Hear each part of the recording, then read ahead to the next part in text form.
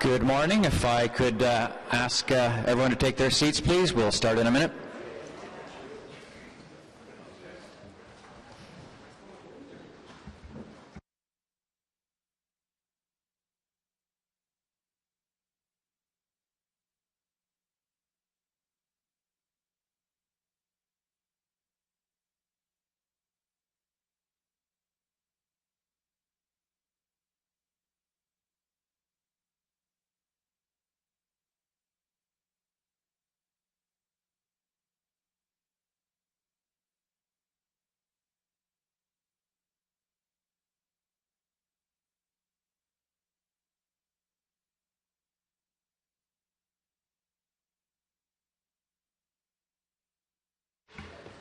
Good morning, bonjour.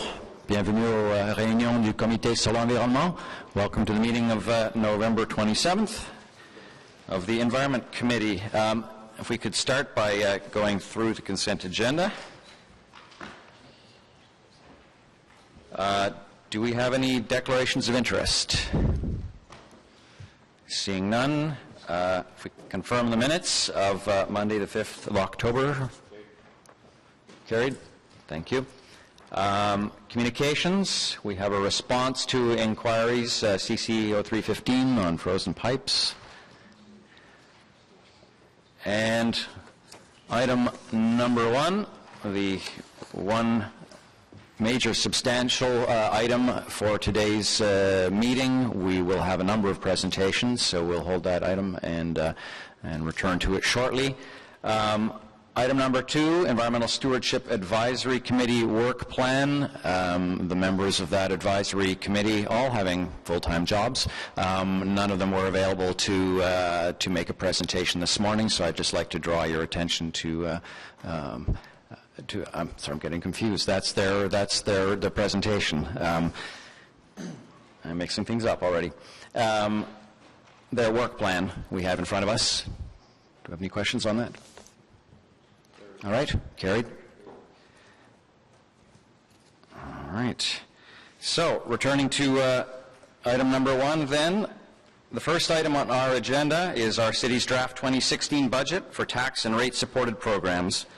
This draft budget provides a prudent and predictable foundation from which City Council can continue to invest in and build a city that is affordable, caring, sustainable, and prosperous for all residents. Le budget préliminaire de 2016 constitue un point de départ prudent et prévisible à partir duquel le conseil municipal peut poursuivre ses investissements et ses efforts pour bâtir une ville abordable, bienveillante, durable et prospère pour l'ensemble des résidents. Through this budget, the City of Ottawa is living within our means while protecting the frontline services on which our residents depend. Le budget préliminaire prévoit toujours des investissements dans les grands projets qui améliore notre ville et qui la façonne tout en gardant le cap pour permettre de répondre aux besoins futurs des résidents et des entreprises. Today we will review the draft budget for the tax and rate-supported programs that fall within the Environment Committee's mandate, and we'll hear from members of Council, staff, and from our residents. Members of the public have the opportunity to speak at this and other standing committees, advisory committees, boards, and commissions before Council considers the 2016 draft budget in its entirety at its December 9th meeting. So naturally, if anyone has come today who would like to speak to the budget, please register at the desk to my right, your left, and we will be allotting 5 minutes to each delegation. With regard to our committee, I would suggest that our review today be focused on three questions. First, are we ensuring that our city can and will continue to provide the world-class environmental services that our residents expect and depend on? Second, are we investing in programs that ensure that the health of Ottawa's environment is protected and improved now and in the future? And finally, are we making these investments in a way that is efficient, affordable, and sustainable? From that perspective, I think there are many elements in the 2016 draft budget that our residents will be pleased to see. Among the highlights of the budget that are particularly relevant to this committee are maintaining high levels of investment for our tree planting programs, continued investment to maintain and upgrade our water and sewer infrastructure to ensure consistent service delivery and to support growth, increasing capacity and efficiency at our water purification plants and our wastewater treatment plant, renewed investment in the municipal green fleet, continued investment in the projects that make up the Ottawa River Action Plan, such as sewer separation projects and breaking ground on the combined sewage and storage tunnel, funding to allow the conversion of streetlights across the city to more efficient LED technology, taking action to address climate change through the implementation of the Air Quality and Climate Change Management Plan. This committee has an important role to play to ensure a balance between service delivery, investment in growth, and fiscal prudence. And I look forward to the discussion and to hearing from our residents on these important issues. I would like now to turn first to Isabelle Jasmin, our Deputy City Treasurer, to begin her presentation on the tax-supported budget. Following her presentation, we'll have a presentation on the rate-supported budget by our General Manager of Environmental Services, Dixon Weir, and at that point we will hear from delegations. Thank you. Please, Ms. Jasmin. Thank you, Mr. Chair.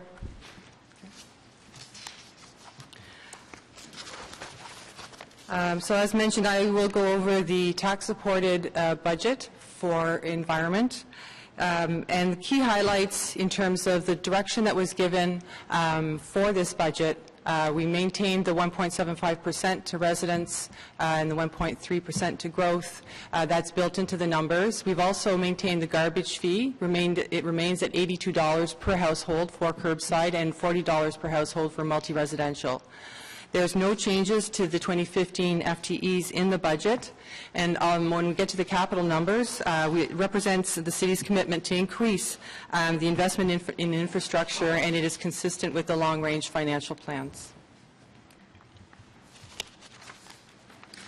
So what's included in the tax portion of the environment budget is infrastructure services, and we have Wayne Newell, General Manager Infrastructure Services here, who could answer some of those questions as we get into the questions and answer period. The environmental policy and programs and solid waste services, represented by Dixon. We are General Manager Environmental Services, and then we also have forestry services. We have Kevin Wiley, of General Manager of Public Works.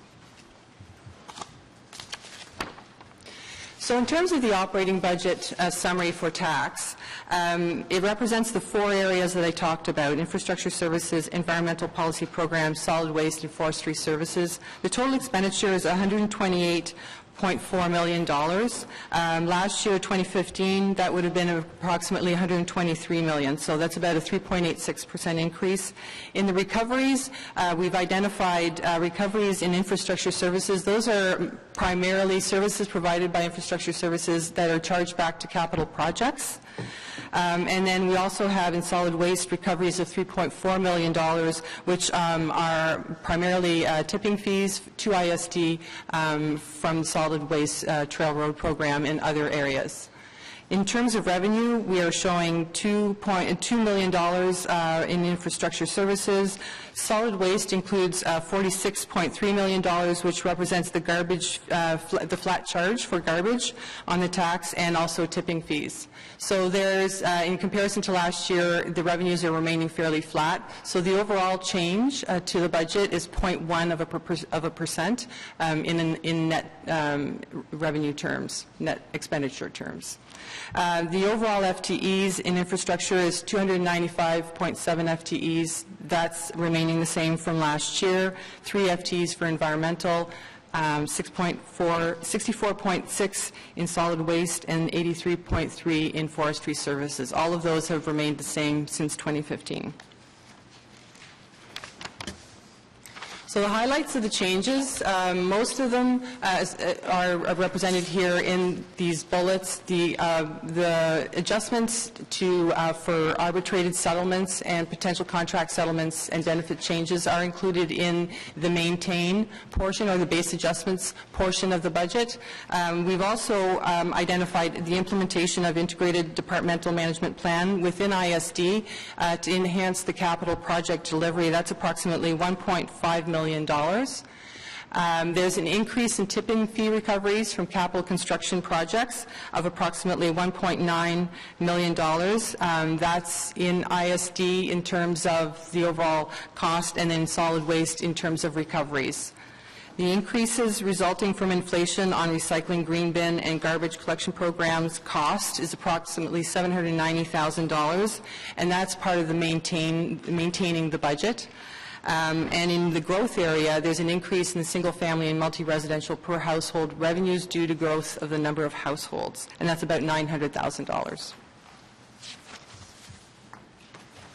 In terms of the capital budget, in environment, we have 3 projects identified. The Green Fleet renewal, $500,000, and this is the same amount will be for 2017 and 2018, and that's funded from tax. The Energy Management and Investment Strategy, $1 million. That's also the same for 2017 and 2018, and funded from tax. And the Natural Area Acquisition, $360,000. $300,000 of that is funded from debt. In the solid waste area, these are the capital projects included in the budget. The gas collection system expansion, $500,000. That's also ongoing in the 2017, 18, and 19. The storm pond and ditches, $700,000. This is for Trail Road. The scale house rehabilitation, $664. That's a one-time. Nepean landfill gas collection, $120,000, and trail landfill expansion, $250,000, and business technology of $1.2 million. All of these are funded from tax. So in terms of overall funding on the tax side, most of it is from tax, very little is from debt, and as we get into the projects, we don't need to issue debt for it, we won't, but we try as much as possible to fund these capital projects from the capital reserves.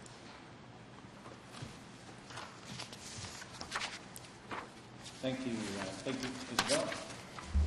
Now my turn to take us through the draft rate budget. We'll go through that draft rate budget that covers off, as we note here, drinking water, wastewater, and stormwater services. And speaking about stormwater services, this budget is the first such budget that separates stormwater services from wastewater, where it has been included in the past. And as Isabel has mentioned, joining me here today are representatives not only of the management team from Environmental Services, but also to my right, Wayne Newell from Infrastructure Services, and John Schmidt from Planning and Growth Management. Nous allons maintenant examiner le budget soutenu par les redevances comprenant les fonds requis pour fournir les services d'eau potable, de traitement des eaux usées et de gestion des eaux pluviales de la ville.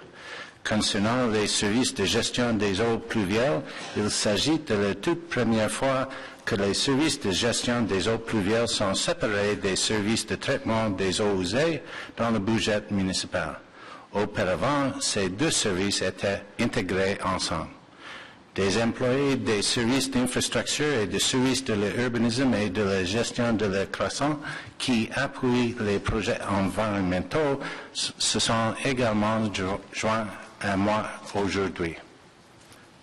Now, looking at the budget itself, the key issues here, the key elements are that, as has been forecast through the long-range financial plan, the rate will increase this year by 6%, bringing the cost of drinking water to $1.801 per cubic meter, and the sewer surcharge will remain constant at 117%.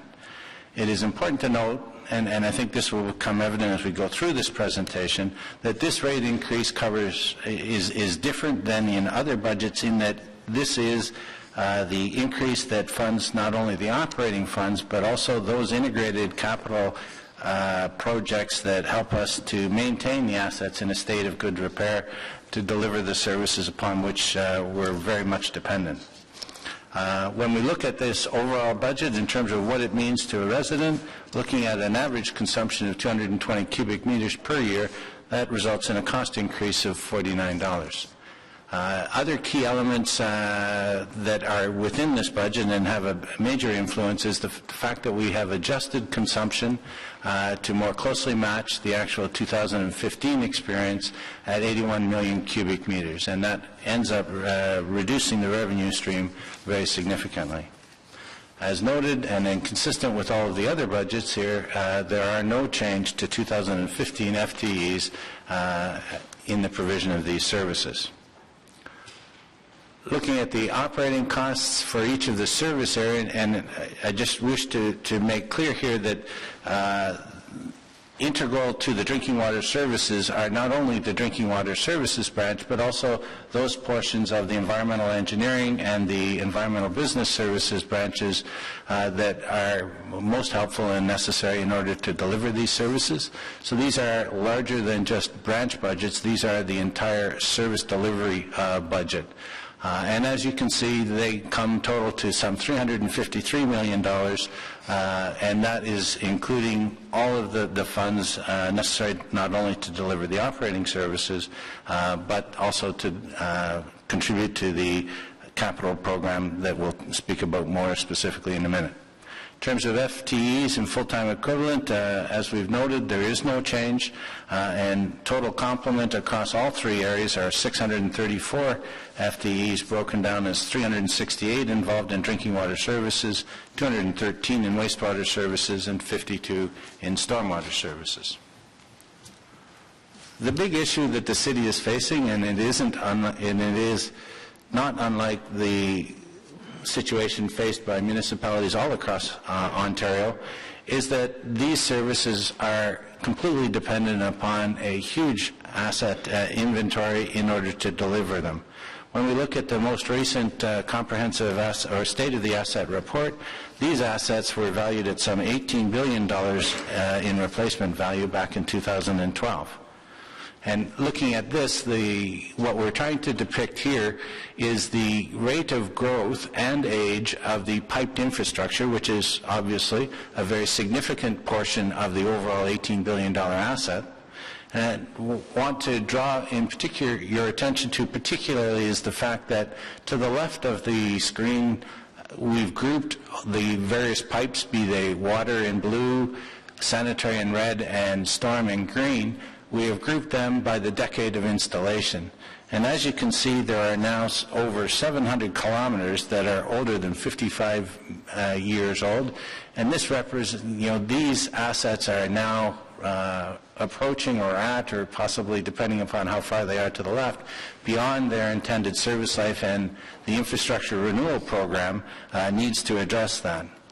Beyond just the piped infrastructure, though, we also have a number of facilities, obviously, the key ones being the Ottawa Environmental Centre, the Lemieux and Britannia water purification plants, and all of the dependent reservoirs and pumping stations that all, when taken together with these assets, bring us to that overall $18 billion value.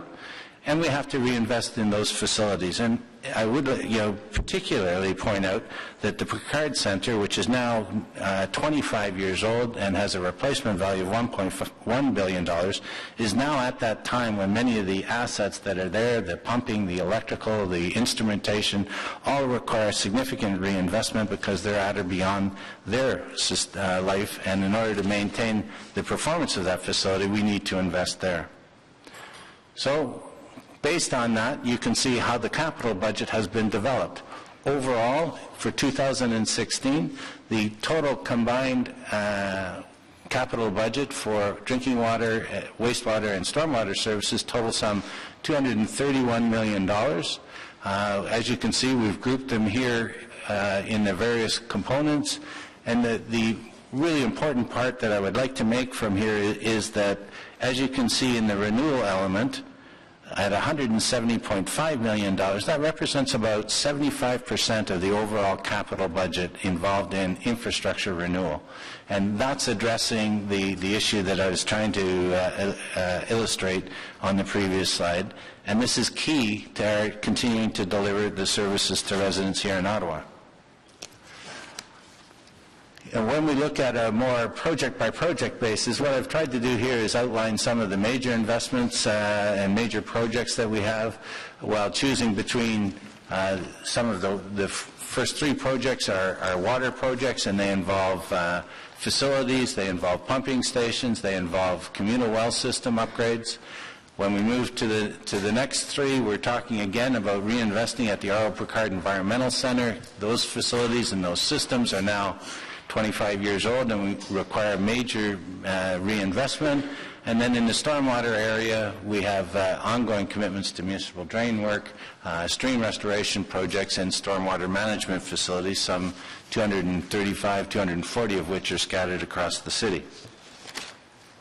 In terms of where does the funding come to support that capital program, this graphic depicts the fact that just about 42% of those come from reserves, another 46% come from debt. Development charges are involved in the provision of revenue for the growth-related projects, and then revenue itself generates some 2% or $4.5 million. So in summary, just sort of highlighting some of the budget pressures that have been accommodated in these three areas are the adjustments for the 2014-15 arbitrated and contract settlements. As I noted before, we have revised the forecast consumption for water and sewer services such that we're now at essentially a flat line experience from 13, 14, and 15, and consistent with where we're projecting to year end. There have been no increase in FTEs. There has been some impact as a result of inflation on materials and contracts, and there are increased costs associated with the debt servicing, and importantly, we have reduced our capital contribution from this revenue stream into those reserves. I spoke earlier about revising the consumption data. This has been a source of discussion as we go through previous years, and I just wanted to depict on the left here, moving from bottom to top, are the budgeted volume over the years. In the center column is where our actuals have been and where we're currently forecasting 2015, and the variance.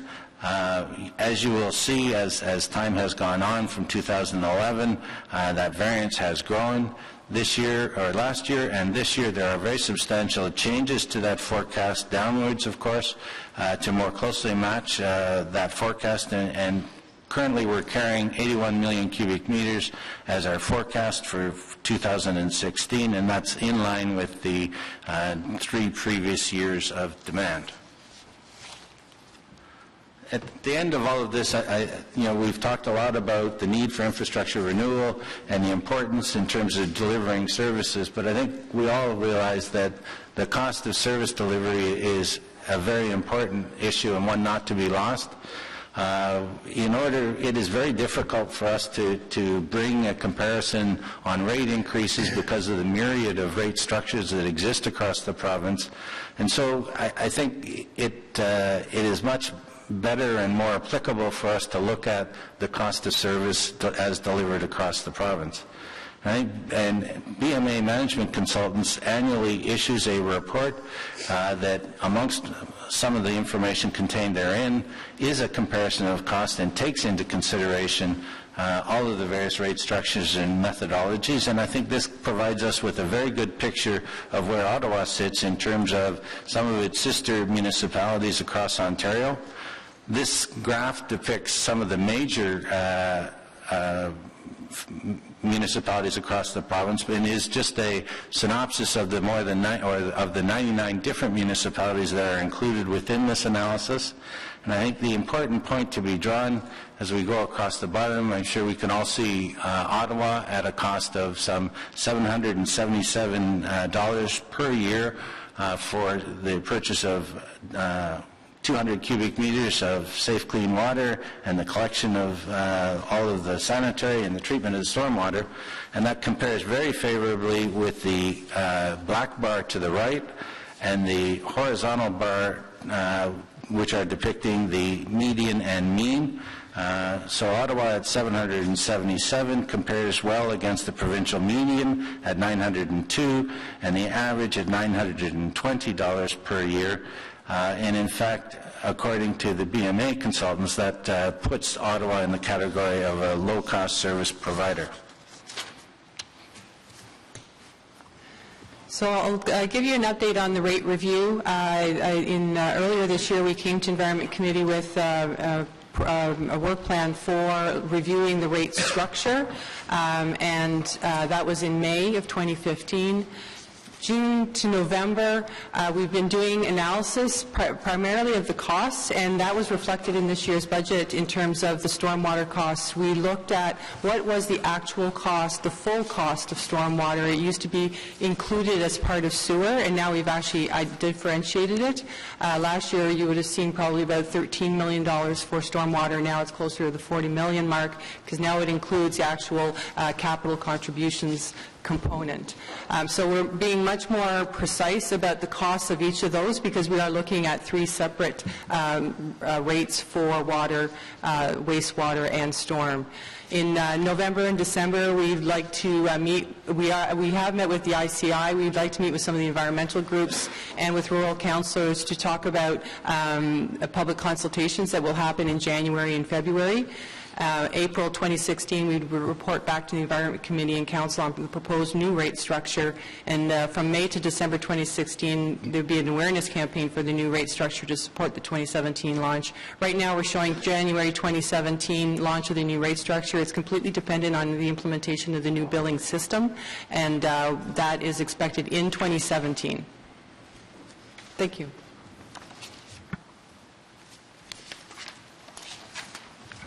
Thank you. If that's the end of the presentations, then at this point we will go to public delegations, and I gather we've have an agreed change in order. We have just at the moment 3 people registered and present in the room. As I had indicated earlier, Chris Nanda, the chair of the Environmental Stewardship Committee, had indicated they would have liked to have presented, but no members of the ESAC were able to, so I've just committed to him to draw your attention to their presentation, which should have been circulated to all the members, and if you did not receive it, please let us know. We'll make sure that you do. So first on my list, I have Perry Crozier from the National Capital Heavy Construction Association, okay, with Dale Harley to accompany.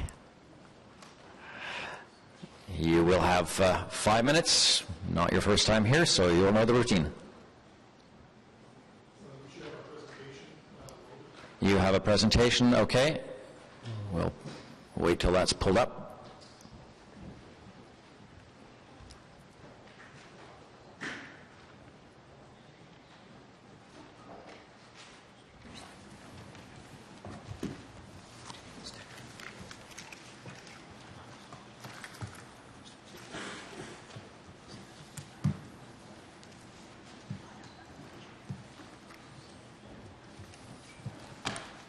All right, thank you. Welcome, Mr. Crozier. Very good. Good morning. My name is Perry Crozier. As mentioned, I'm president of the National Capital Heavy Construction Association. I'm accompanied today by Mr. Dale Harley, our executive advisor. We are here today to talk to you about the Environmental Committee budget, but also the budget of your poor cousins, the Transportation Committee. The theme of this year's presentation is the road not taken. Many of you may remember this is one of Robert Frost's most famous poems. The poem ends with, 2 roads diverged in a wood, and I took the one less traveled by, and that has made all the difference. The parallel that I'm attempting to make is that we hope that this council does not regret making the wrong choice when it comes to investing in needed infrastructure renewal budgets. With respect to the Environment Committee assets, this council appears to have taken the right road when it comes to maintaining its assets. The 2012 Canadian Infrastructure Report Card revealed that water, wastewater, and stormwater were in generally good condition compared to other city assets. The same cannot be said for city roads. In the City of Ottawa, just 21% of all roads are deemed to be in good to very good condition. The story gets even scarier when you look at the collector roads, where over 50% are rated as being poor to very poor condition. The 2014 Ontario Municipal Benchmarking Initiative report would seem to confirm the results of the Infrastructure Report Card. Ottawa wastewater and water pipes are on average of about 30 years old, and this is on par with other cities participating in the study. The average number of wastewater main backups and water main breaks in Ottawa are also on par. The same cannot be said for Ottawa roads. In 2014, OMBI report revealed that Ottawa had the worst roads of major cities participating in their benchmarking study. It is safe to say that the city has chosen the correct road when it comes to properly maintaining its environmental services infrastructure. And this has been made possible by the city as a result of adopting realistic increases for rate-supported infrastructure and also investing in the vast majority of its infrastructure dollars on renewal of these valuable assets. While the city has reduced its capital investment this year and the percentage of renewal investment has also declined, the planned future investments appear to be improving. The Long-Range Financial Plan 4 was adopted in the last term of council. This plan identifies a need to increase the tax-supported funding for renewal of city assets to a level of $165 million per year to maintain a state of good repair versus the average historical expenditure on renewal of roads, bridges, buildings, and parks of only approximately $80 million per year. Unfortunately, tax-supported funding for city assets is a long way behind rate-supported assets. The good news is that this council, you appear to be getting it when it comes to infrastructure investment. Matthew Pearson of the Ottawa Citizen reported recently the results of a survey about the upcoming budget. 96% of you noted infrastructure or roads in your responses. 78% of you noted infrastructure renewal as a priority. And 70% specifically commented on the condition of roads, as you can see from the comments above.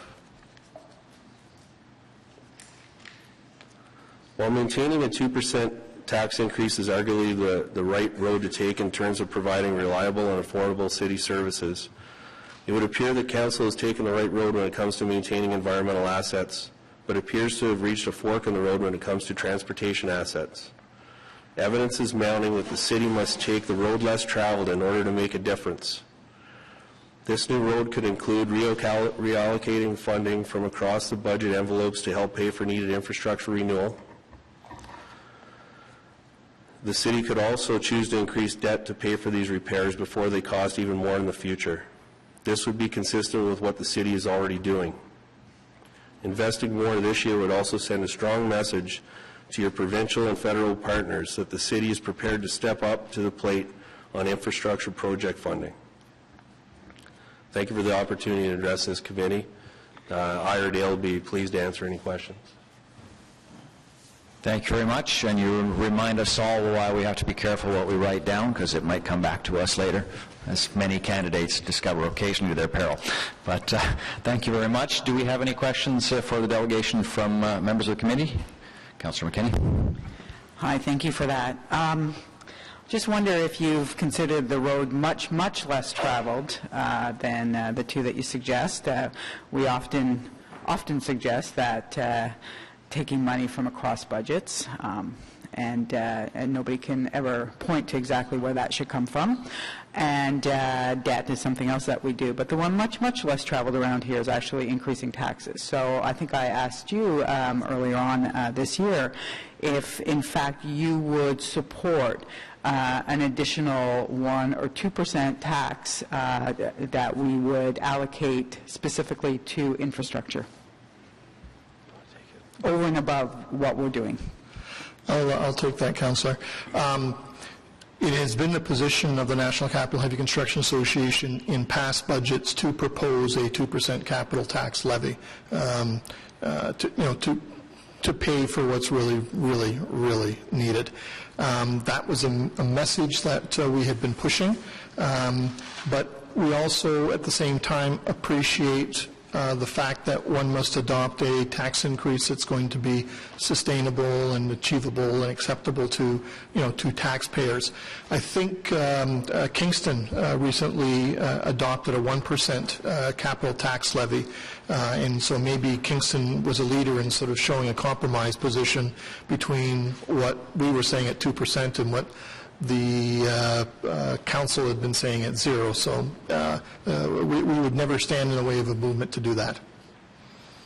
But I guess my question is, would you publicly support a 1 or 2% capital tax levy? Actually, Councillor, if you recall, all members of council, which included all members of this committee, received a memo from the National Capital Heavy Construction Association prior to the budget directions report coming out, at which time we specifically asked that staff be directed to consider the ramifications of a 2% capital tax levy. So in answer, if you want a very firm yes, the answer is yes.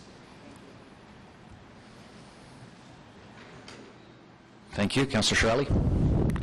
Thank you, Mr. Chair. Well, as you probably remember, the council previous to 2010 was committed to a 2% tax levy for a certain number of years, and that got stopped in 2010 as a result of the election and commitments made there. I don't want to brag about Nepean, but in the former city of Nepean, one of the reasons the city had such healthy and consistent tax rate was very early on there was a commitment to doing exactly this type of renewal and maintenance investment. And at the time we used to call it spending 10-cent dollars, because for every dollar you spend, you save up to 10 or 15 times the cost of early reconstruction. Now, there must be other cities who've actually gone to a targeted reinvestment process that is designed to reduce long-term reconstruction costs. Do you know of any who've actually done an analysis after they've done it just to demonstrate how much they saved their residents? Councillor, in coming up with specific examples in terms of calculating what could be saved, I'm not aware of that. But if you wanted to find a council that has demonstrated the logic of having regular increases to support its infrastructure, all you have to do is look at this own council, and the rate-supported budget has been increasing between 6 and 10%, I believe it is, over the last 8 or so years, and that has resulted in you having the much-needed money you needed to improve that aging infrastructure that Mr. Weir pointed out. So you are saving yourself money, and your own long-range financial plan does do a calculation of what it's going to cost if you don't make the necessary repairs to, say, roads, in a timely fashion. And since you plugged Nepean, I'd just like to take a few seconds to plug Osgood Township. Also had a good program in place as well.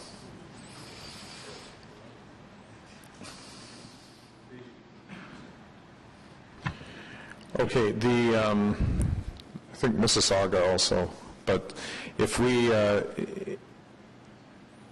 you compare the impact that the current investments on the rate side are going to have to taxpayers in the long run, that's going to be pretty favorable. Is there any analysis of what other than our own LRFP, of what the impact of not doing that on the road side would have?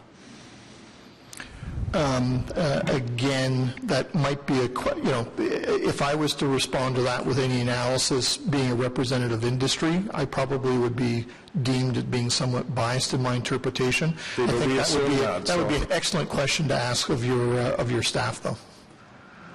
All right, so I'll wait till another meeting to ask that one. Thank you very much. Having no other questions for this delegation, thank you. And if I could now call on, I believe Richard Evely is next in the list. Thank you.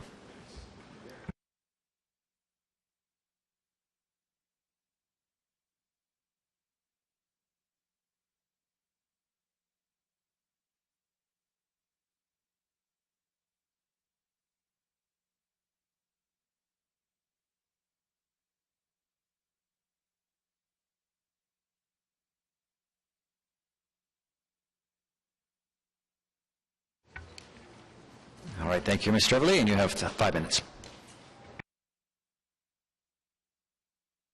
You turn on the microphone?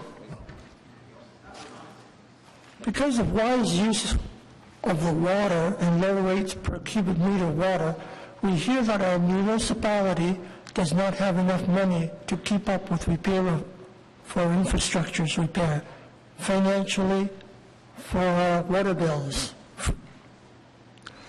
Hope you got a copy of this because I may not have read it properly.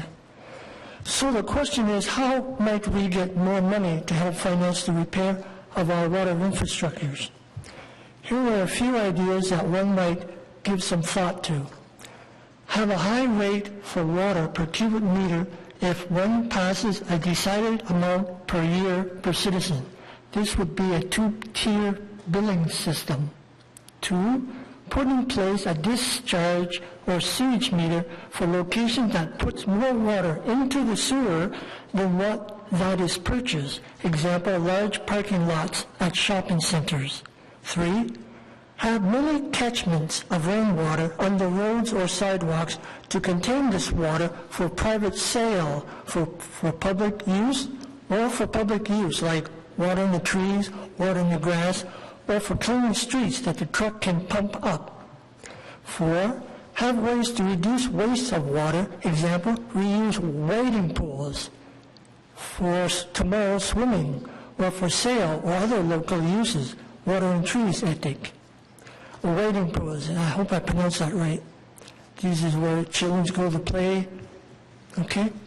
Number 5, ultraviolet light to kill bacteria instead of purchasing chemical poison. Have our cities considered ultraviolet light to kill bacteria? 6, treat our sewage as a resource that can produce methane gas, fertilizer, heat extraction, and extraction of metal, including substance that extracted from the water for drinking water, upriver from the sewage treatment plant for composting. That is, where we get our water to clean, they have a lot of stuff left over when they clean the water. At the moment, I heard they dump that into the sewage, into the landfill. Cannot be composted. Number 7, sell treated sewage water to our neighbors downriver from us, or take the extra step to clean the water for drinking to sell as drinking water to citizens downriver from us. Use technology for viewing and cleaning inside pipes instead of digging and removing pipes. An example of this was a 5-meter diameter pipe was removed because it was old. Now, had we put a camera in there to see if the pipe was in excellent condition, they probably may not have to remove it. This pipe in question was 150 years old, and unproven technology. Now, proven technology is when the pipe breaks and you know how long it lasts. Number 9, if less rainwater were not allowed to flow freely into the sewer system, there would be a savings in treated undiluted sewage. Make it a law that no building can be built that directs rainwater straight into the sewer system. 10, sell refill water at outside events. For example, we have 2 trucks that go to events to give away water. Now, I have gone to events where these trucks were not present. Maybe we can go a step further and maybe sell it. That's it. Thank you. Thank you very much. Do we have any questions from the committee? All right. Thank you very much, Mr. Everly. A number of your suggestions are ones that... Oh, sorry, missed that. Yeah, just if I could just ask staff to comment on the ultraviolet light question. Chair, yes, indeed, staff have considered the use of ultraviolet light and will be considering again, but at this point we're very comfortable and satisfied with the disinfection system that's in place, but it is something that we'll be looking at again in the future. Don't we use ultraviolet light in some cases for stormwater anyway? Yeah, there is a facility in Nepean, I think, that may have a ultraviolet disinfection system, the Clark Billinger stormwater facility, if I'm not mistaken. Thank you. Any other questions from committee? Thank you very much, Mr. Everly. I believe I am correct, and I might get some nods or comments from Mr. Dixon that some of the suggestions on this list are things that the city either does or is considering doing, and that a number of them are the kinds of things that we are or would be looking at. So I appreciate you've submitted this. I have it in writing. I assume that either already has gone to Mr. Dixon or can do so. So I thank you for taking the time to offer this this input. Thank you. Thank you. Right. And third, and at the moment last on our list, is Jason Garlow.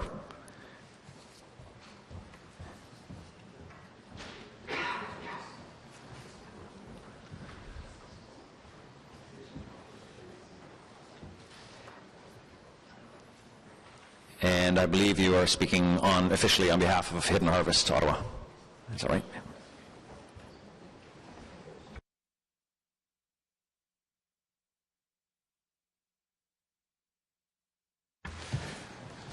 Great. Thank you very much. I'll start my timer here, too, so I don't have to keep looking at the screen back there.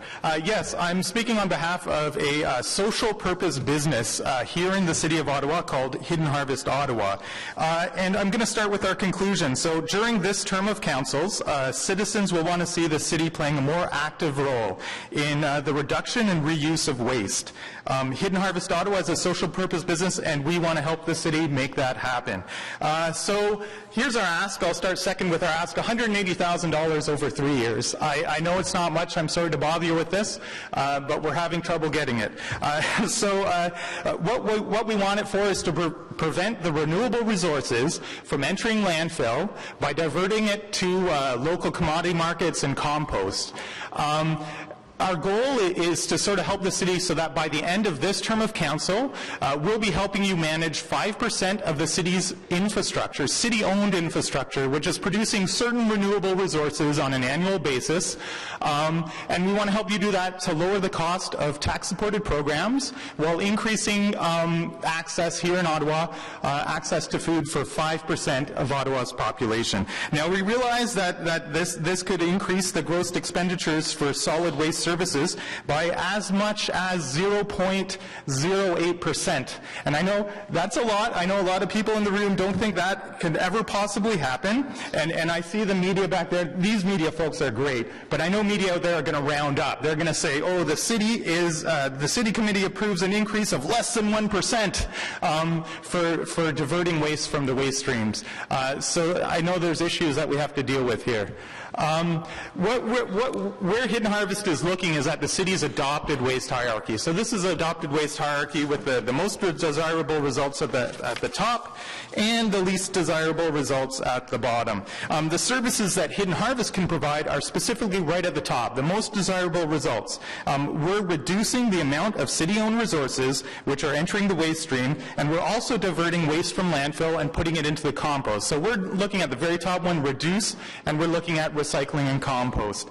The problem is when you look into this budget, there's not a lot of money there for the reduction. When we look at this budget and the numbers that we have and how we're able to figure it out, we feel that this budget is not planning for sufficient investment in the most desirable results of the city's own waste plan.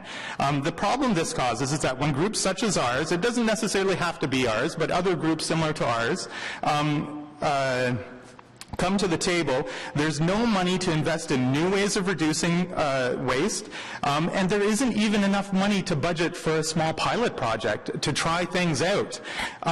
So this chart certainly isn't a complete picture. It doesn't include a lot of the recoveries or revenues that we see in the budget line item. Also, just to make a big long bar, I threw in on recovery sort of an estimate on a waste energy replacement for the Plasco alternatives. I think currently what I've been able to find is the city is looking at spending $50 to $275 million. That's the capital cost, though. But anyhow, it just shows that very little. The only reason you have the little lines at the top there on reduce and reuse is because I sort of made a general assumption that the manager's office is looking at each of these things equally. So I divided their budget line item by 5. Maybe there's more going into reduction. I'm not sure. So let's see. So I'll skip ahead. So as an organization, Hidden Harvest this year, we had one of our best and most successful years to date. The only difference this year is this is the first time in 4 years that we haven't harvested a single city-owned tree. In the past, we used to harvest trees like this in city parks. This year, we did not. So while it was a successful year for our organization, knowing that there's 17,000 city-owned food-bearing trees that with the potential to produce food, it was a tough year for me personally. I saw a lot of the trees that we used to harvest here in the city, their harvest falling to the ground, rotting, but much of it was still picked up. I'd bike past on my way to work and I'd see that it was all cleaned up. And a lot of it was because it was being picked up by different ways. I won't list them all here. It was being picked up and it was feeding landfills and not people. And this is sort of a hot topic these days. The Environment Committee can choose to use the city's renewable resources to help build resilient local economies, or you can choose to continue spending money collecting these resources simply to feed landfill. This is a picture of Doug Prey. Doug Prey is a documentary film producer from Los Angeles. He was here in the city of Ottawa filming... he was here filming stuff. If you could sum up, please. Thanks. I'm done. There you go. All right. All right. Thank you very much, Mr. Garlow. As many members of this committee will be aware, you presented, I'm taking the liberty of asking questions first. You can indicate if others would like to as well. You got quite a bit of support at different committees for a desire to try to support the work you're doing, a recognition that it is helpful and could help us reduce costs. But the obstacle that we ran into was that your organization was incorporated as a for-profit social enterprise, and as much as city staff tried to find ways, and did find some ways to assist, that seemed to be a key obstacle. Has anything changed in the meantime? How would you find a way to overcome that obstacle? We are constrained by our grant programs and others where they cannot go to a for-profit organization. Is there any status that's changed since there? Yeah, well, we have been looking into it. As far as we know, this is an annual problem, right? So this is something that happens each and every year, and we're more than happy to change incorporation status or create another branch, a nonprofit branch, if there's a way that the city can show us that there can be an annual funding for something such as this. All the city has been able to provide us on the nonprofit sector is grants for 2 or 3 years. Programs such as those that support the Ottawa Community Garden, we have been told by not this committee, but other committees, that the barn doors of that are shut, of those funding sources are shut. So while we could follow the trend of what other similar organizations are doing in Toronto, Victoria, Vancouver, Halifax, they're all incorporated as nonprofit entities. They get a lot of money for build them up for 2 or 3 years, and then it disappears. However, looking at the for-profit tenders, we have a lot of garbage men in the city that get paid each and every year to pick up that fruit. And we see long-standing contracts and long-standing relationships that the city has with for-profit businesses to deliver great services on waste diversion, waste management, and a lot of other things like that. So that's sort of where we stand there. So if the city were to find a way to carve out a tender for services of the type that you offer and have it be a competitive process, understandably, we only rarely sole source under very unusual circumstances. Would you be in a position to and supportive of that approach, where you could simply bid on a contract? Very supportive, and I think it really does open it up. Hidden Harvest only has the capacity to harvest about 5% of the city's green infrastructure that are producing the renewable resources we're talking about. We can't go to all wards all at once, all at the same time. Our focus right now has mainly been within the urban core, just because that's our current capacity. So yeah, there might be other organizations as well out there that can do it better than us and cheaper than we can. Great, let's start movement on this. Yeah. Right, thank you. Could I just get a comment from staff about what's the potential to do that? Are we in longer-term contracts where, if we were to make such a change, we'd have to wait? Can you see any way of the city doing that? I'm going to have to call upon Kevin Wiley of Public Works, because that area of Parks, Buildings and Grounds Maintenance falls outside of the solid waste area of responsibility. So Mr. Wiley perhaps can offer a comment.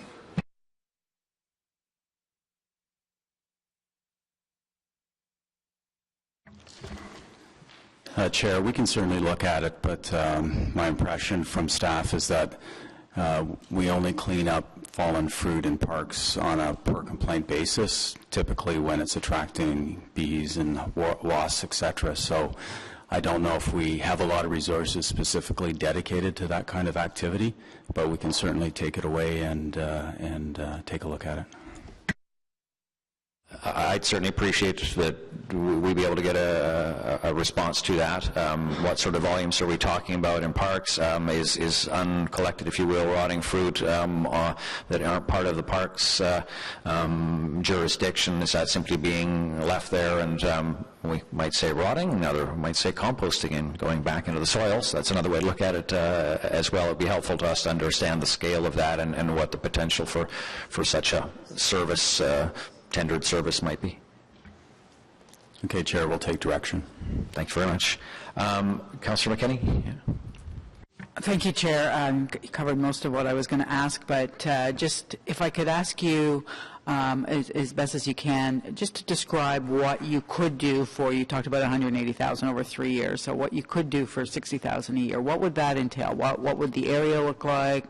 What would be your, would you be generating any revenue from that, or is this just for basic pickup?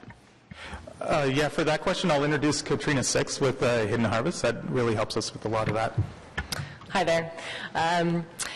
So with that money, we'd be able to access city property trees and put that to good use. What we do right now is there's a photo up there right now. We're groups of volunteers. It's largely volunteer driven, showing up and picking the fruit and bringing it to sharing it with all involved, and bringing a large portion to the nearest food agency as long as they have the capacity for that. So it's the numbers, like we're looking at possibly around 5% of city property trees that we could access and support. That is a fairly large percent. We do know there's 17,000 fruit and nut-bearing trees on city property alone across the city. And we do work with local food producers for the types of foods that cannot be given to food agencies, or food that is no longer of a quality that can be eaten fresh. We work with local food producers to put that to good use. So we've worked with Michael Stolches. We've made an elderberry ale, and right now we're providing that food free of cost to these venues, so that people, pardon? Go ahead. No, local businesses. Yeah, to the local businesses, just so that people, it's an educational piece. People are learning more about this food, and it's being put to good use rather than going to waste. Yeah, and it is an opportunity for revenue sources. For example, this is Edgewood Avenue, named after the road here in the city of Ottawa where this was picked. These were picked. We gave them to Bicycle Craft Brewery in a partnership agreement. They made $6,000 worth of beers of one harvest, of one elderberry bush that was in a private homeowner's backyard, and sold this with the proceeds, some of the proceeds coming back to our organization. Yeah, and that really helps sustain the cost. We also have a lot of corporate sponsorships with Bridgehead locally, and also Bose Brewery supporting us. So we're bringing in corporate dollars as well to match the other funding that we have coming in as well, whether it be at tenders or grants. Thank you. Seeing no other questions, then thank you very much for your presentation. And Unless there are any last-minute requests to speak from anyone in the audience, then that is the end of our public delegations. We will now open the floor to questions from councillors for city staff. I will note them as best I can here. Councillor Taylor and then Leeper, and I will continue from there. Go ahead, Councillor Taylor. Thank you very much, Mr. Chair, and thank you for the presentations. I just want to perhaps get some insight from you, Mr. Weir, and about the graphs that you put up showed a number of different things. One of them was the reduction in consumption of water, and that piece I'm fine to leave aside because overall I think we're a growing city, we're consuming less water. That would be a good thing normally, except for the fact that our rate budget is attached to that, so it means less revenue coming in. But I think we'll deal with that when we move into that rate review. The one thing that I felt maybe wasn't as clear was when you talked about, and Mr. Newell, I know you can chime in on this as well, when you talked about the amount of money required to renew the resources that we have under the ground, and I'm going back now to when we did the kind of citywide asset review. The one graph that you put up showed the decades where we put the infrastructure into the ground. But I'm wondering what our rate of renewal is and what it is forecasted to be. So, in other words, I know Council made the commitment to increase money flowing to renewal of these assets, but I don't see any kind of graph showing that we've picked up any steam in terms of catching up with the renewal that we're doing. So it looks like there's a tsunami and aging pipes underneath the city. And I know that was the discussion we had several years ago. So can you maybe give us a little bit of intelligence about have we made any progress? Are we on track to make any progress to maybe get ahead of that a little bit? Okay. In terms of the capital program, I'm just trying to pull up here. We have been increasing our capital reinvestment on a year-by-year basis.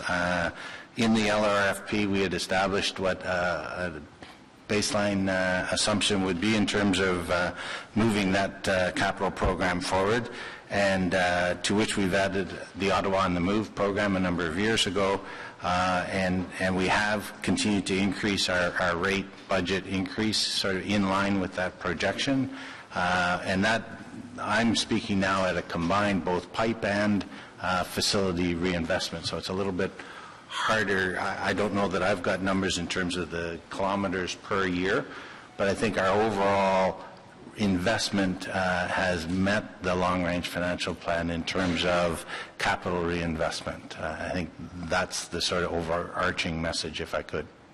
Okay. I think, and I can see, Wayne, you want to jump in, or at least it looks like you do, but I guess what I'm asking is, I'm not asking you to dumb it down to the ridiculous, but if there was a point in time when you said, look, if we take the amount that you really should be renewing this year, and we assume that's 100% bucket, you were renewing in the past 10% of that bucket, or 20% of that bucket, but with this increased investment, now you're at 30% of the bucket, or I don't know what the percentages are, and that's kind of why I'm asking. Are we moving in the direction where more and more of what needs to be renewed every single year as it comes up is actually getting renewed? The short answer is yes, we are. In this environment, in the water and wastewater and stormwater infrastructure, overall, we are investing at the rate that was forecast at the long-range financial plan, and a wee bit above that from year to year. So yes, we are reinvesting at this point at the rate that was sought a number of years ago. Coming after the rate structure review will be a reinvestment both of the corporate, the state of the asset reporting, which will give us a bit of a report card on that, and in the longer piece, we will be looking at a long-range financial plan renewal that will pick up on that, basically the state of the asset report that will tell us where we are and develop the spending plan or the appropriate reinvestment plan over the longer term.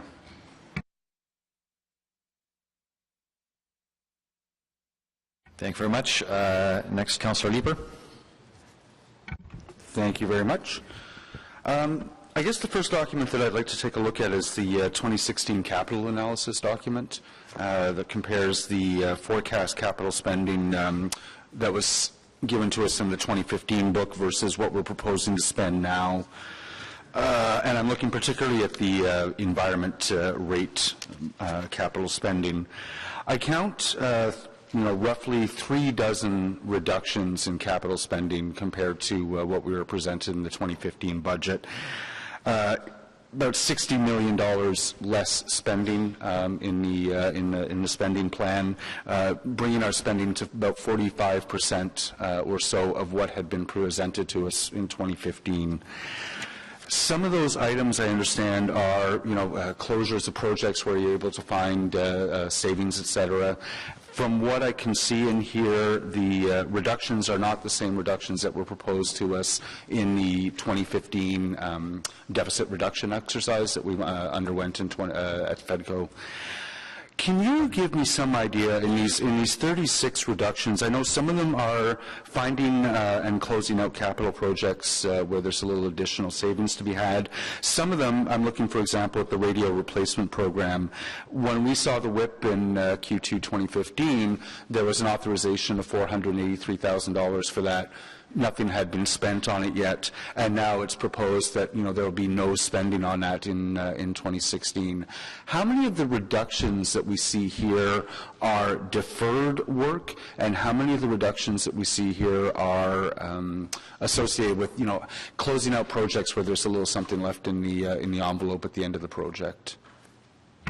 Chair, through you to the councillor, I think there are 4 or 5 different reasons why we see this capital renewal change over this year. I think some of them certainly are projects that are closing out and that weren't able to be captured in the WIP closure previously, so this is a project that may have closed out in the interim. I think there are also a number of some of the more significant changes. The Herdman Bridge pumping station, for instance, is a project that at a conceptual level was estimated at some $20 million, but we went back in through a comprehensive asset management renew of the infrastructure that actually was required, and as we moved through that initiative and got a greater sense of the actual assets themselves, we were able to find infrastructure that didn't need replacement, MCCs or pumps or things that we had originally estimated required replacement, but through the refinement process and through the design process reduced the capital requirement. So we were able to reduce that capital ask through that design process. There are also other projects that, many of the projects that go through that sort of exercise in terms of refining our project estimates as time goes on. The radio project is an interesting one where I think we have been able largely to try to capture and participate in a corporate replacement program, and that may have satisfied some of the requirements at that particular service area. So, we're always looking both within our own capital program to find efficiencies and find opportunities to partner with other initiatives that are ongoing. We are looking through revising the estimates, and of course some of these estimates, because of the decrease in demand, we're able to postpone that reinvestment for some period of time. So we go through that program 2 or 3 times a year at a macroscopic level and review project timelines and estimates and demands and requirements and sort of try to recast that budget, and I think that's essentially what's happened for the 2016 budget in the capital renewal.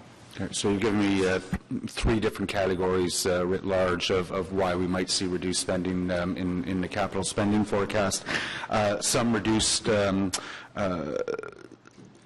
it's a reduced capital ask because we were able to find savings within the project. In some cases, we've been able to combine those with other initiatives, and in some cases, we've been able to decrease due to demand. I think I don't have an exact number because I'm eyeballing it. I come up with 36 reductions in this. Can you give me some notion of what percentage of these are as a result of a reduced capital ask? I think I would go at it the other way around. I think we've looked at the projects and determined what are requirements in 2016, and some of those have been pushed off to later years in 2017 or 18. But it isn't that we've looked at this iteration. We've been able to make these changes in capital reinvestment without necessarily looking strictly at the budget envelope. We've been able to sort of look at that and either reprioritize our work plans, revise our estimates, defer some that don't need to be spent at this point. So, and then those have spilled out into an overall, when we look across the entire group, of just under a $50 million reduction when we look at all of the programs between ourselves, ISD, and Planning and Growth Management. If I can turn to the operating budget for both the rate and tax, there's a couple of items that stand out. We know that all of the departments have been asked to sort of do a back office reduction, fine 13 or 14% in order to save on the material and services line. A couple stand out for me as particularly interesting, though, and I'm sorry, I don't have the budget page out. I'm just working from a summary, but in the Environment Committee tax budget, taking a look at infrastructure services, asset management, a $261,000 efficiency in materials and services. I'm just wondering how we're going to achieve that. Chair, within Infrastructure Services Department, there's a total reduction of $423,000. A portion of that is similar to what is happening across the corporation. It relates to the conventions and conferences, business travel and expenses, things of that nature, and professional services. There's a reduction there. But there are also, we carry in our operating budget, works under maintenance and contracts, things like slope stabilization projects, ditch alterations, or also slope stabilization projects along the Transway, and those previously used to be in the capital program, and those are allocations for works that are not necessarily planned. So we've made reductions in those areas to meet our corporate requirement of $423,000. So slope stabilization efforts? Yeah, that's correct, along roadways and that. But there still is the like I said, the 14% of our professional services and your business expenses, et cetera. Yeah, just the straight haircut that everyone is asked to take. The other big line that obviously comes out in the operating budget is $723,000 from wastewater treatment. Can you just let us know how you expect to achieve that savings? Yeah, the largest significant element there is our efficiencies gained in the demand for chemicals used in the wastewater treatment process. We have looked back at our consumption over time and have been able to determine that perhaps some of the forecasts for inflation and stuff that were made in previous budgets weren't realized, and so we're able to reduce that budget ask by those amounts and not impair at all the wastewater treatment process or the efficiencies or the biosolids nature. Yeah, so as long as that new forecast, and I forget what it was, 81,000 cubic meters or 82,000 cubic meters, as long as that's true, then we're going to be able to reduce, I think, the chemicals that we use to treat that by 700,000 or so. That's correct. On the wastewater side, the 700 that I speak of is on the wastewater side. There's also a similar reduction on hydro and chemicals on the drinking water side as well. Not the same amount, and it's included within the budget books as part of just a recast of the operating budgets. Fantastic. And I just have one other question, Mr. Chair, and that's with respect to the forecast for water production, water consumption. I think the forecast is roughly 81,500, or which would be a flat line. Yeah, essentially we're suggesting that the range for the year end will vary somewhere between 80,500 to 81,500. We're budgeting next year at 80. Well, sorry, I've slipped a decimal. 80.5 0.5 million cubic meters to 81.5 million cubic meters. We're suggesting a budget of 81 million cubic meters. Okay. What would be the financial implication if that were to turn out to be 82 or 82.5? Like, what is the incremental operating cost there? Well, the incremental operating cost of it is at the new rates would be $1.80 plus another further 1.17, so 380 or something, somewhere. I'm getting quickly out of my territory here, but 380 per cubic meter in terms of overall revenue increase for that. 500. Okay, that gives me the basis upon which to work. I'm just wondering, when the budget was put together, with respect to, a reduction in the amount of chemicals we need as a result of reduced water consumption, how come that's not an item that was presented to us in the budget book? I mean, it's a very sensible reason why we're able to find that efficiency. Is that not the level of detail that we should be getting? There's a $700,000 savings that pops out in the budget as a really high figure. Why isn't that information given to us in the budget book?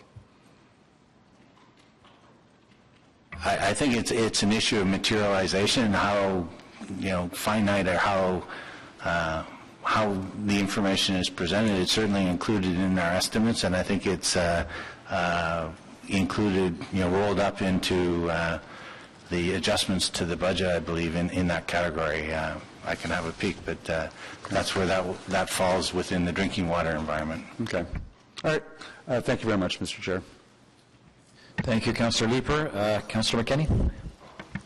Thank you, Chair. I'm just trying, as we work through the next week and a half through each committee, trying to put together pieces of the puzzle in terms of how we're going to overcome a pretty significant deficit of, $41 million, not including transit.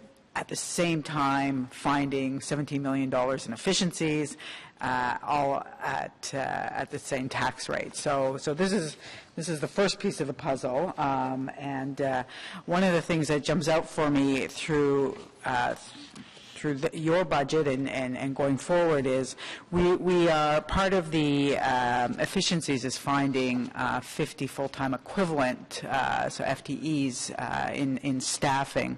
Now I see that you don't have any out of the 15 have been identified citywide out of those 50, but there are 35 that we don't have any information on.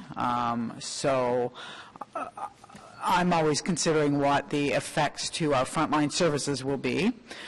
So I just wonder, of the 35 that have not been identified, do you know if they are going to be attributed to your departments? No, I do not. So you don't know, you may have to find another 5 or 10. Yeah, as I understand, there was a process that was brought forward, I think, to FEDCO identifying how some of these efficiencies would be done through 2016, and those details have not been worked out. So, no, in answer to your question, no, I'm not aware of whether those would impact on Environmental Services Department. Yeah, I can confirm at FEDCO we will be presenting the process for that. It will be part of the Organizational Administrative Efficiencies Review in 2016. But we won't know when we're asked to vote on the budget at Committee of the Whole where those FTEs will be coming out of.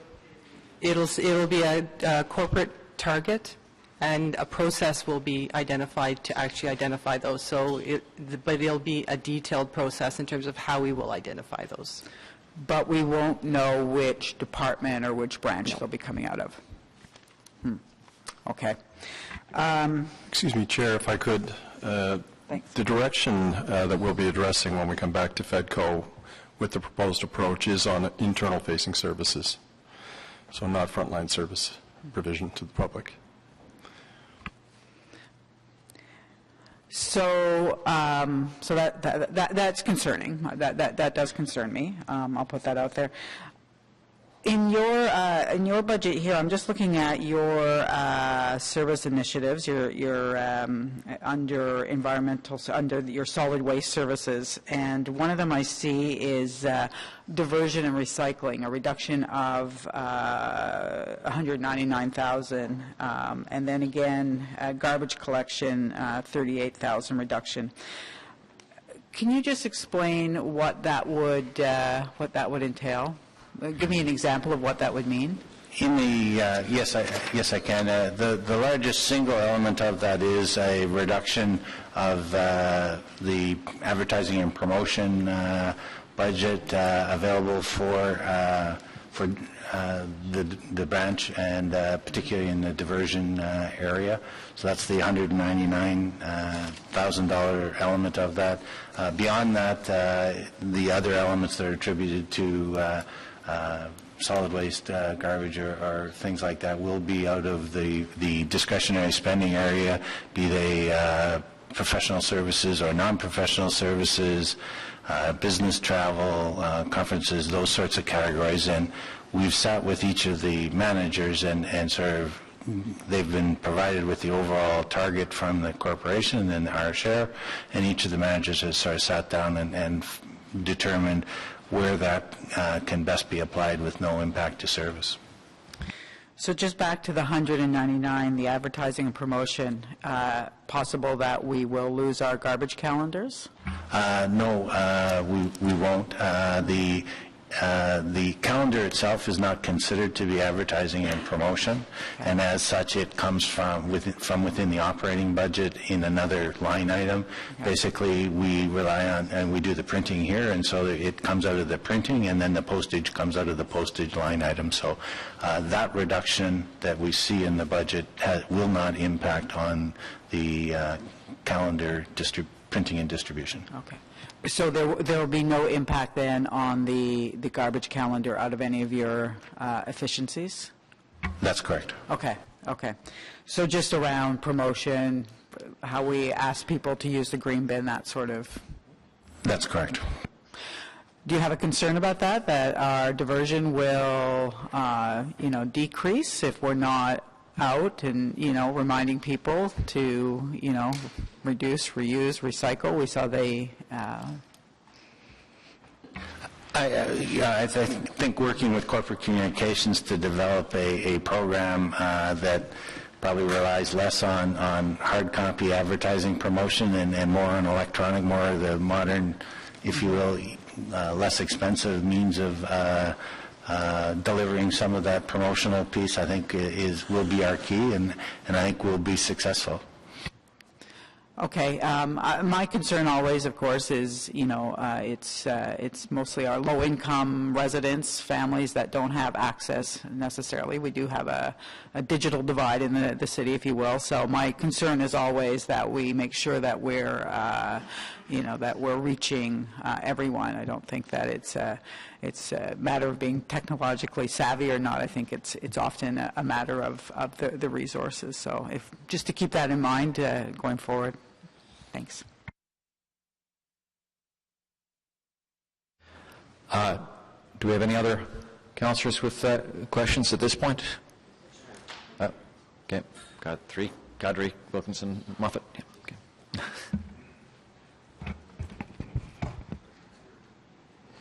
Thank you very much, Mr. Chair. And just a couple of questions to staff. One of the questions that I have is in terms of page number 13 or 14 on the environmental services, you show cost from retail sales, I guess, or retail transactions on some of the bin product that goes out. So you show the cost like $39, $29, and $10 or $9, but where are the revenues for that reflected in the budget? Are they amalgamated into the one big number under revenues, or is it a separate category for these revenues? You're speaking now to the rate or to the, or to the tax? Speaking to the user fees on solid waste services. Solid waste on the tax side? Sorry, just let me...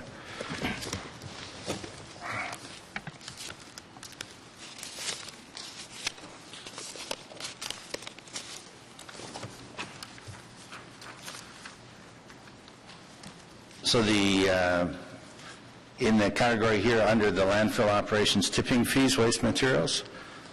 No, this is, on my copy, it shows under solid waste services user fees, retail materials program heading. Oh, okay, sorry. So the revenues roll up to the top line there, retail materials as 5? So that includes all of these bin programs? Yeah, all of the programs carried out below those unit rates. Okay. When the bin is picked up by a resident through 311, through to a retailer, do they really pay for the bin, or is that done on a coupon? And if that's done on a coupon handed up by 311 or the city, how is that reflected in these revenues? It depends on how the bin came to require replacement. For instance, many of the bins that are requiring replacement, blue and black box, or green bin for that matter, are being replaced because the contractor may have broken them, so they're replaced under the contract, under the collection contract, and there is no cost to the city on that. That's part of the contract and the service delivery requirement. These costs are for people that are purchasing additional bins. Right?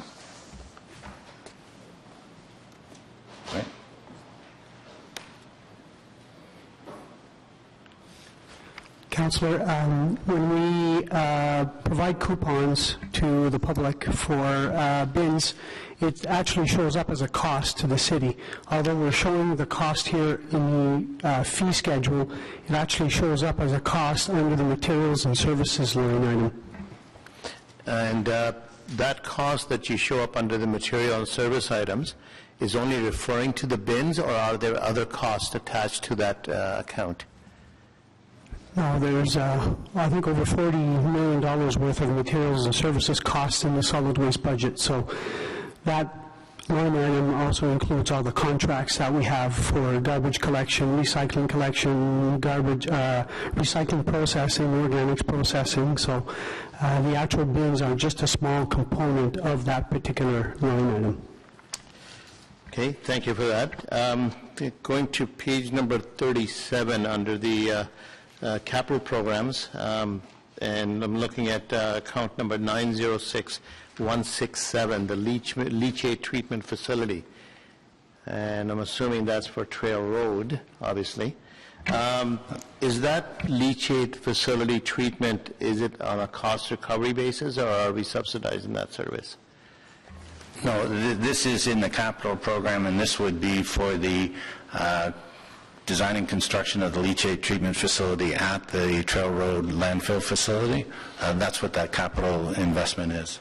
No, I understand that, Mr. Weir, but I'm asking the question that in terms of the new facility that is being constructed, or portions of that facility being constructed, are we including some of the leachate treatment cost currently to help pay for that, or are we not? So, let's say currently you're collecting whatever, $2 a milliliter, whatever, in terms of putting that treatment in, and we're now saying that we need to expand our facility due to a growing community or growing city. Are we including some of those dollars into the current rate, or are they just in the future? Chair, through you, this capital line item is simply for the Trail Road leachate treatment facility for leachate that's generated at Trail Road. It has nothing to do with any other treatment facility or services. This is the capital cost. The direction that the council has asked us to go would be for a treatment facility that would discharge to the local environment. So a full treatment process, if you will. So there isn't, under current direction, there isn't a discharge in the ultimate outcome. In the meantime, while we're in an interim situation, we are hauling and having that material taken to the Picard Center, and we are incurring operating costs as per anyone else discharging to the collection system. So there is no subsidization going on. So we're not charging currently on the leachate treatment rate for any future expansion under capital project? Sorry, this leachate is only for our own leachate, and it doesn't handle anyone else's leachate. And this is simply for the capital costs to construct. There would be, when that facility gets up and running, there are currently leachate costs now associated with interim handling and haulage, and those will change over time, and the operating budget will be modified to reflect that. Okay, so again, I understand what this facility is going to be built for in terms of trail road treatment, but what I'm asking is the current leachate rate that is already being applied to different contractors or different businesses. Are you building any contingency in that to pay towards this capital project coming in the future for Trail Road? Not for Trail Road, no. This is self-contained. Charges that, for instance, for access to the city's wastewater treatment facility are being charged the current rate for treatment, which does include an allowance for capital renewal and rehabilitation. They're being charged depending upon whether they're depending on treatment and or conveyance or the combination of the two. So and that does that rate that they're being charged does include an allowance for the capital renewal for that portion of the infrastructure that they're dependent upon. Okay, thank you. In terms of again on page 14, coming back to it, sorry, it's not page 14. It's page 15 on diversion program and clean loads.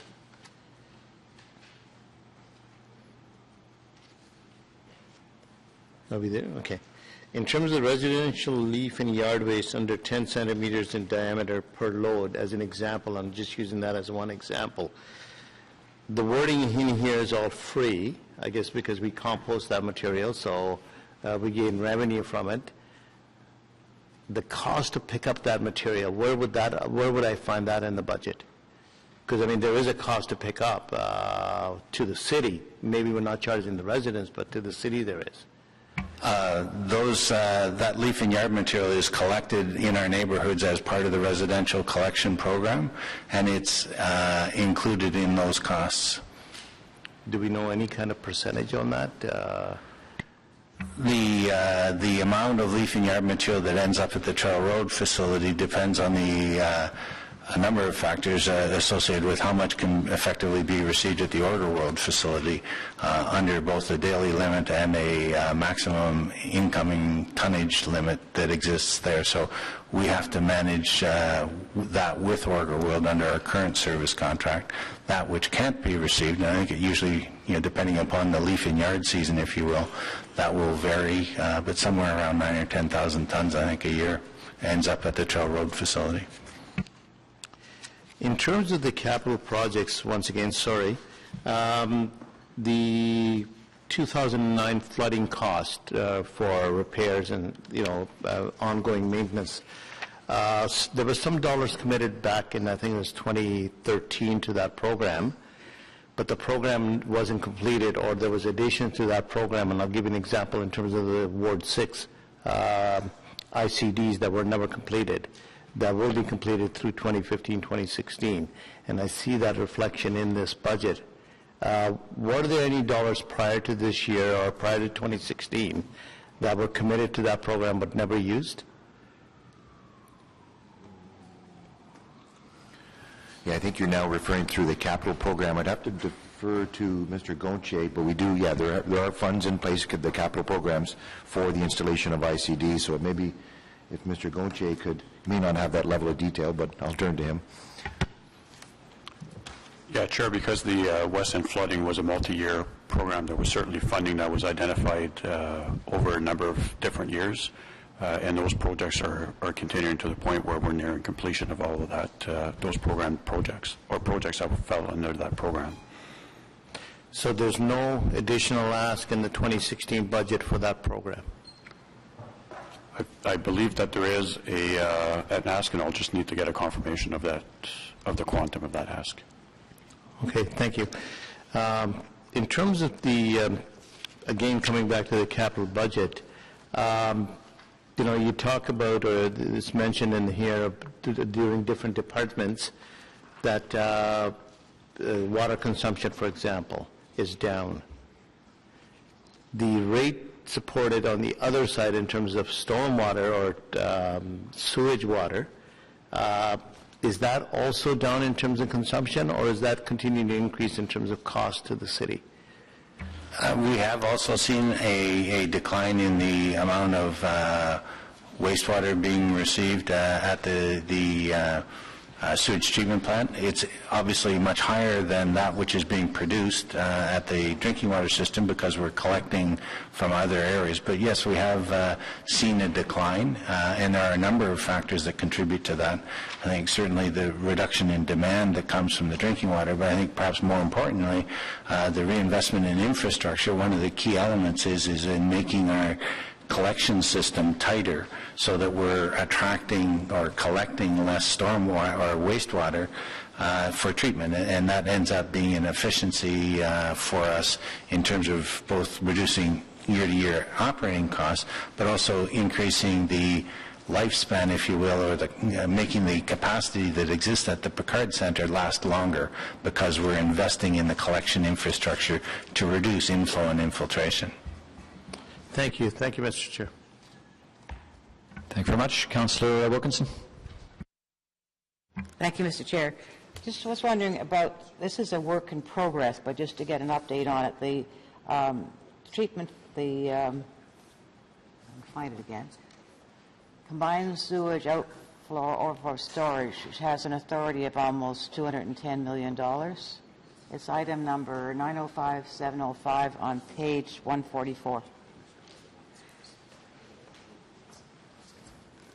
Now, not very much has been spent on this yet, but my understanding, I just want to get it clear, is we're getting $60 million from the federal government, $60 million from the provincial government, which is $120, but this is $210, so that means we're putting in $90 million. Is that right? Chair, so you're referring to the combined sewage storage, overflow storage? Yeah. You're referring to the $203 million? Yeah, unspent line item? It's in as 209 and it's 203,654 left. Yeah. Yeah. So the commitments, the overall budget for the project is $232 million, of which you're right, give or take, it was about a $65 million allocation from each other level of government, which takes you to 130. So your math is pretty close. We would be funding the rest. 232. Why does the authority is 203? Where does the other 30 million come from? If the project is more than that. Yeah, the total project cost is $232 million. It's showing here the authority of 2.9. There is that variance, the variance of the difference between there of $20 million. It may be funded in another line item, but I can confirm with you. I can confirm with you that the total allocated cost for this project is $232, and I think that the other part of the combined storage sewage tunnel is being delivered as part of the light rail project down in Le Breton Flats. So the allocation would be shown elsewhere. One of the things that's very confusing sometimes in these budgets, Mr. Chair, is that the allocations are in different places and you can't see the whole picture sometimes. Yes. The concern I have is why are we spending so much more than we're getting? If it's supposed to be a one-third, one-third, one-third, which they keep talking about, that's not the case. It's not on this. It's not the case in the light rail. It's not the case in a lot of projects. Correct. The overarching, I think, when we talk about the one-third funding allocations from the other levels of government, it really is based on one-third of eligible costs. And so sometimes in projects, for land acquisition, for example, is not an eligible cost. Costs that you incur prior to getting the funding contributions are not eligible, the costs up front. So when you take some of those costs off non-eligible and look at the eligible bottom line costs, it does give or take work out to the one-third, one-third, one-third. Is that the case on this project? Absolutely. As in a good example is the property, and the property is in the range of $15 million. Including paying the federal government to go underneath their buildings, right? Well, yeah, there are costs, and working with other levels of government, but the overall land costs are not eligible, and there's different rules and regulations between which level of government. But and again, one of the things is the money you spend up front prior to commitment. they deem those as typically as non-eligible expenditures. The other question I had was on the stormwater in the rural area. We've talked about this before, all the culverts and things we do. It is on the rate budget, but large parts of the rural areas don't pay anything into the rate budget. And I think last year we were supposed to be looking at how to adapt to that. When is that going to be dealt with, that we have because it should actually be in the tax budget or some other place where they have a contribution. I don't think the urban people should be subsidizing the drainage in the rural area. Chair, through you to the councillor, that is one of the issues that is being addressed through the rate structure review initiative, is cataloging better all of the various costing, particularly the stormwater costs, and then making sure that those that benefit from that service are contributing to the cost of those services. I'm aware of that, but I thought we were going to have that resolved before this year's budget, because this means that in 2016 it still won't be resolved. It won't be until 2017 under that. It will have to await the revisions to the rate structure review in order to be able to address that issue. And the other big cost that I think we should take a look at is the cost of the Greenbelt. The Greenbelt costs us for cost of taking things through that, because there's no users in the Greenbelt in capital, but they also for operating, and not just in your division, but in others as well. And I think I'm going to be putting something forward on this, but I would like to see what those kind of costs are, because I think with a long time ago, when we were putting things through the Greenbelt, we were able to get the one-third funding to put the roads and the sewers, etc. We don't get that anymore, so we're covering 100% of that cost now. And I was looking at some of the things that are in this budget for renewal of things and various other things, and we're talking a lot of millions within the Greenbelt. How difficult was it going to be to get that information together, and it doesn't have to be 100% accurate, but pretty accurate about what the costs are, say in this budget for capital work that's within the Greenbelt that would not have to be borne if we had urban development going right to that point, and your annual operating costs of maintaining that infrastructure.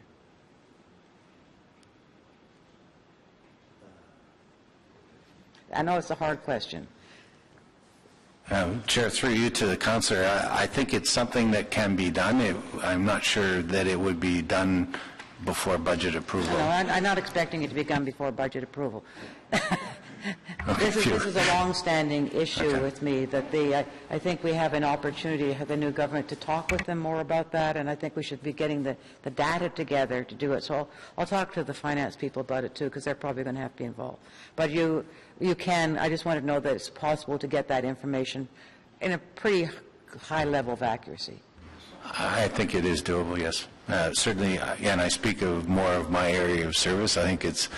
Well, a lot of it's yours. Yeah, a lot of it is, but... I saw a lot of it in here. Yes, but... That's why I asked the question. Okay, thank you. Thank you, Mr. Chair. Councillor Moffat. Thanks for that. I thought we were getting close to admitting that Canada was a mistake, but I don't think we were close, because I mean, obviously, if there was no Greenbelt, we could build Canada closer to the city. So just really quickly on infrastructure, capital and whatnot. So through our long-range financial plan, we have a contribution capital that's increasing year over year. What's the increase, the average increase per year between now and, let's say, 2018?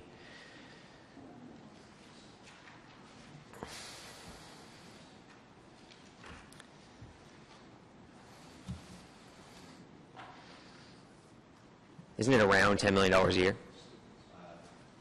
Yes, I would think the contribution to the capital program over time is, over those years, is more than $10 million a year. So, and $10 million approximately equals about 1% of the 1% tax increase? Yeah, that's correct. Yeah, so I just was looking at Kingston. Kingston was brought forward as an example because they have a 1% capital levy, but all they've done is folded their 1% capital levy inside their tax target. So their tax target year over year is 2.5%. They've met their 2.5% 2015 and now 2016 by folding their 1% capital levy inside that. Essentially, we have a tax target for 2%. We're still doing the $10 million year over year through our contribution to capital. So instead of actually calling it a capital levy, we just do it. But essentially, it's no different than what Kingston's doing. So to assume that Kingston's doing something better than we are just by giving it a name is not actually accurate, because we're doing the same thing. We're just not giving it a name. That's all. Thank you. Councillor Leeper is the last on my list, unless others would like to indicate they have more questions, please. Very briefly, to follow up on the question that Councillor McKenney posed with respect to advertising, I'm sorry, what was that number again in terms of an advertising reduction? $199,000. $199,000. Overall, corporate-wide, what kind of advertising reductions are we doing, if I could ask the treasurer? $500,000. $500,000 of the corporate-wide in advertising reductions. So, sorry, I'm not doing the math here, but 200 out of 500. Where are the other advertising reductions coming from? And in what numbers, if that's not out of order? That would have been sent out in the efficiency primer. Okay. The details are all laid out there. I don't have it off the top of my head. Okay. No, that's great. Thank you very much. All right. I have questions, a few questions myself. A couple of them are down to fairly fine detail. The issue was raised about bin replacement and coupons, etc.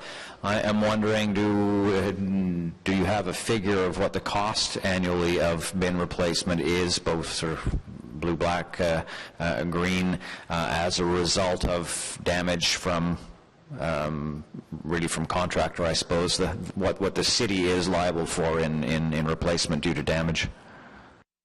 The way the contracts are set up, the city doesn't pay for damage deemed to be done by the contractor. So that's part of the overall service delivery price.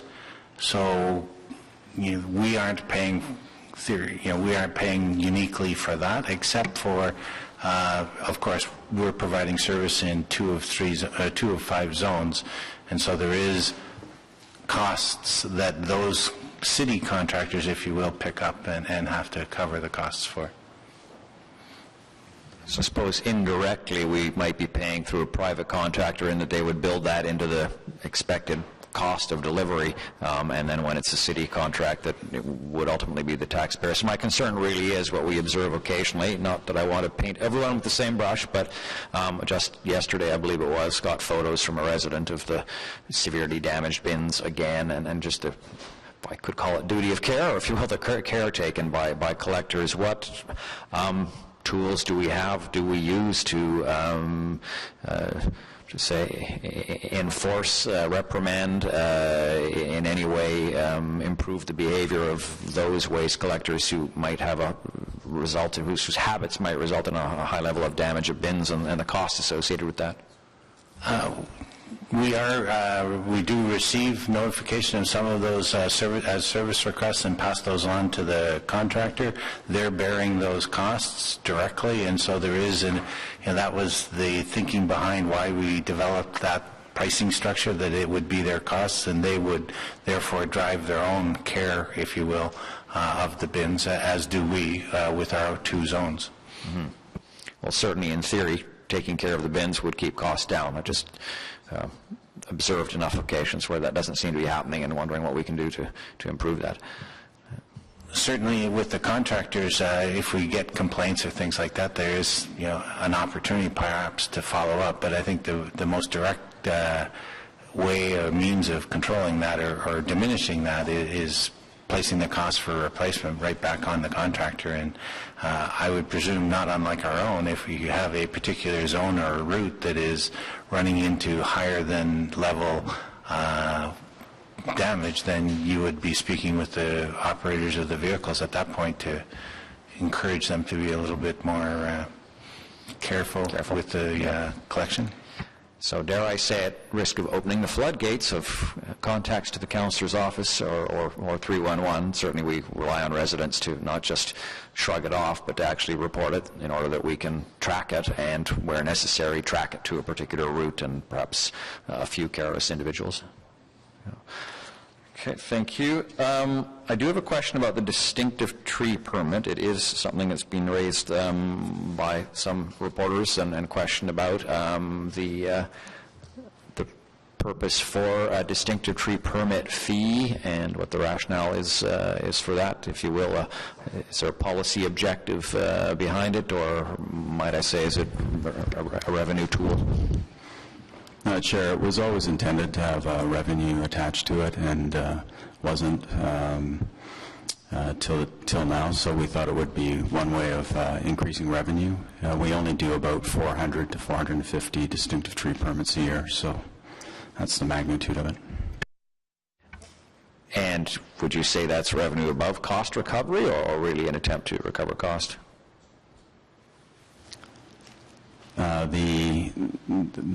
That wouldn't be cost recovery. Cost recovery for issuing the permit, yes, but... So I mean, staff time spent in processing the permit? Correct. Yes, correct, Chair. Okay, so you would view this as cost recovery as opposed to a profit above that? Correct, Chair. Okay, thank you. All right. We are now at the point where if any councillors have motions on both the tax first and then rate-supported budget. I have not had any brought to my attention. I'll check first if got any. No. In which case we would be following the roadmap for approval. First of the tax-supported budget. Vice Chair Shirley had to leave. I believe Councillor Leeper has been asked to read these motions. So the first motion is that the Environment Committee recommends the Council, sitting as Committee of the Whole, approve the Environment Committee 2016 tax-supported draft operating and capital budget as follows. 1, infrastructure services as follows, user fees, page 9 to 10. B, operating resource requirement, page 8. 2, environmental services, policy and programs, operating resource requirement, page 11. 3, solid waste services as follows. A, user fees, page 13-14. B, operating resource requirements, page 12. 4, public works, forestry services as follows. A, user fees, page 16. B, operating resource requirement, page 15. 5, environment committee capital budget, page 17. Individual projects listed, pages 30 through 31, pages 33 through 35. On this motion? Okay. All right. And the second one, please. Moved that the Environment Committee recommends the Council, sitting as Committee of the Whole, approve the Environment Committee 2016 rate-supported draft operating and capital budget as follows. 1, drinking water services as follows. A, user fees, pages 6 through 9. B, operating resource requirement, page 5. 2, wastewater services as follows. A, user fees, page 11. B, operating resource requirement, page 10.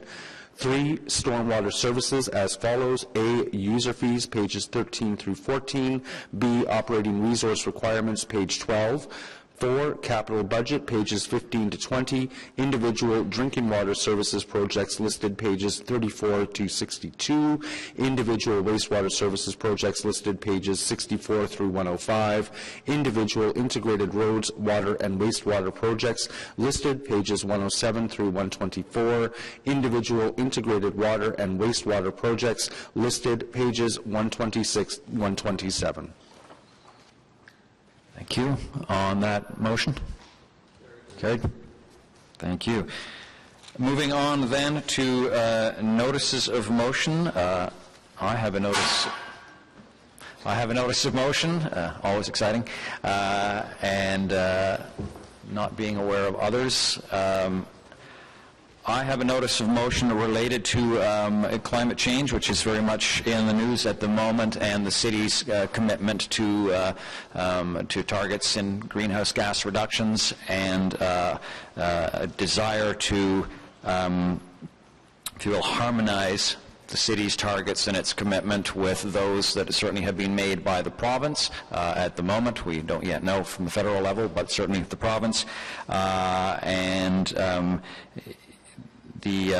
This notice has several resolutions attached. I believe they have been or will be circulated to you. I will be bringing this to the next Environment Committee, which at that time will be receiving update on the Air Quality and Climate Change Management Plan, which we have already adopted, and so we'll be getting an update on a number of those items, and this seemed to me the ideal moment for us to be reviewing our targets and seeing if they needed to be raised. I believe they do need to be raised in terms of a more aggressive target, as well as harmonization with what other levels of government are doing. So that motion will come at our next Environment Committee meeting.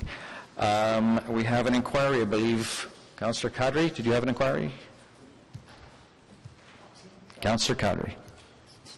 Did you have an inquiry? Yeah. Thank you, Mr. Chair, and sorry about that. I thought the Vice Chair was going to put that forward. I was just reminded that Councillor Shirley was going to move this inquiry on your behalf. If we can find another... okay, anyways, not a problem. Councillor Leeper will? Okay, please go ahead. Thank you, Mr. Chair. And this is an inquiry just basically referring to the standpipe questions that my office has received from residents. The standpipes that are in question basically are the ones in the laneways where they have risen due to settling or what have you. And there's a current policy in the city that is explained on this inquiry. I just want some of the responses to that inquiry. And I filed this inquiry, I guess, mid-part of this week. So everybody should have a copy of it. And we'll wait for a response from staff on it. Thank you very much. Any other inquiries? No, seeing none. Other business? Other business? I move to adjourn the meeting. Carried. Thank you very much.